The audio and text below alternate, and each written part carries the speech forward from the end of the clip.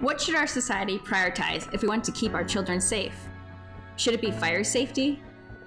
We know how important stop, drop, and roll is. What about drug prevention programs like DARE? Should it be gun control? We've seen far too many school shootings in the past 10 years. Or what about drowning prevention?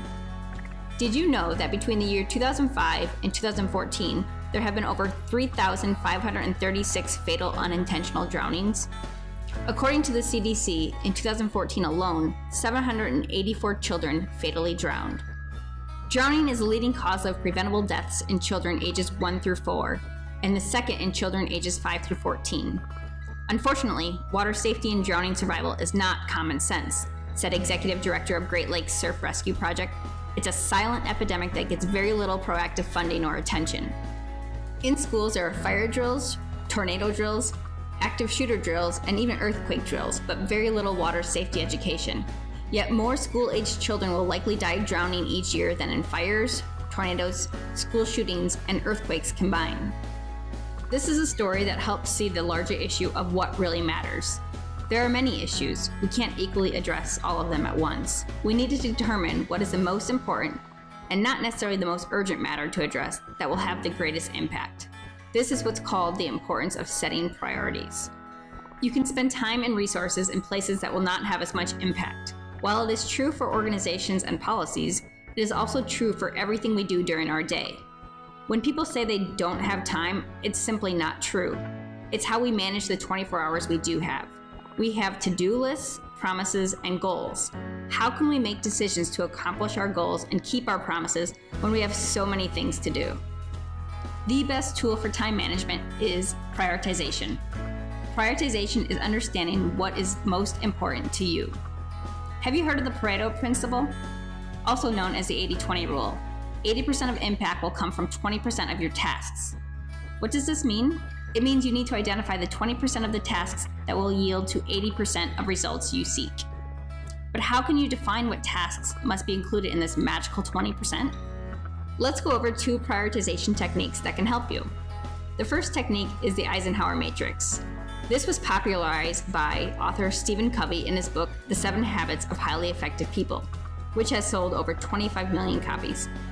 Covey created a decision matrix to help individuals make the distinction between what's important and what's not important, what's urgent and what's not urgent. The matrix consists of squares divided into 4 quadrants.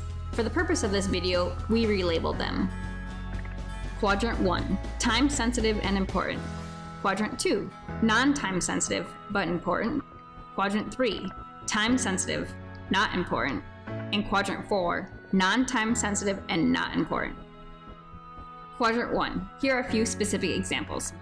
Certain emails, they could be urgent emails from your boss that need immediate attention. Project deadlines, or perhaps your car engine goes out. Quadrant 2 examples, exercising, family time, training and development, perhaps service or planning. Quadrant 3 examples, these are phone calls, text messages, most of our emails, or perhaps mom drops in unannounced and wants to help you with a chore.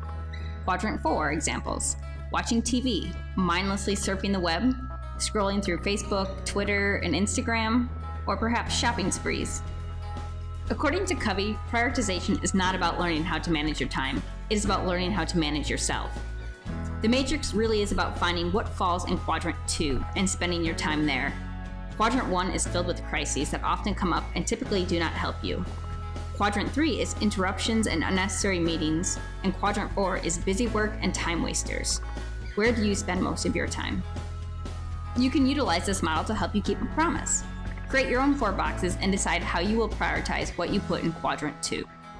The second strategy is a paired comparison analysis chart. This is a useful technique to identify which problems are the most important to work on solving first. The comparison chart helps you rank problems or issues generated through brainstorming using weighted criteria that are important to you or perhaps your promises. The following steps describe how to implement a paired comparison analysis. First, identify the options and alternatives to be evaluated to help you make and keep promises.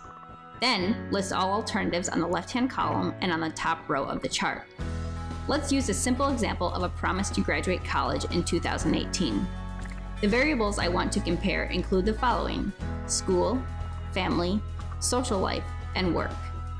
In each blank cell of the chart, we compare the option in the row with the option in the column based on the identified criteria. Create a scale from 1 to 10, 10 being the most important and 1 being the least. Then go through each cell. For example, school versus work. School is extremely more important than work.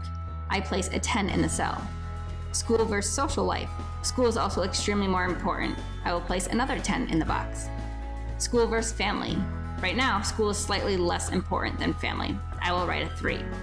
And then you do the same with the remaining items. Once you have all the cells filled, add up each row individually. Then add up the total amounts in the column. Divide each row by the overall total. After completing the math, you can see that the priorities are school, family, work, social life, in that order. So the next time you're faced with the decision to either do schoolwork or pick up a few extra hours at your job, you will make the decision to do schoolwork based on your priorities. Now, this may seem obvious to you. The purpose is to demonstrate the objectivity that goes into a chart by equally comparing each variable to another at one time. You can utilize this chart for more specific tasks or to determine what project or even promises to prioritize. Now that we've reviewed 2 strategies, Covey's decision matrix and the paired comparison analysis chart, let's be good stewards of our time. Using it wisely is a daily process that requires evaluation, decision-making, sacrifice, and self-awareness. Try one of the 2 methods, or try both to see what works best for you and where your priorities lie. Whether it's weekly priorities, daily priorities, or year-long promise, taking time to prioritize will help you accomplish more of what is important to you. What quadrant do you spend most of your time in?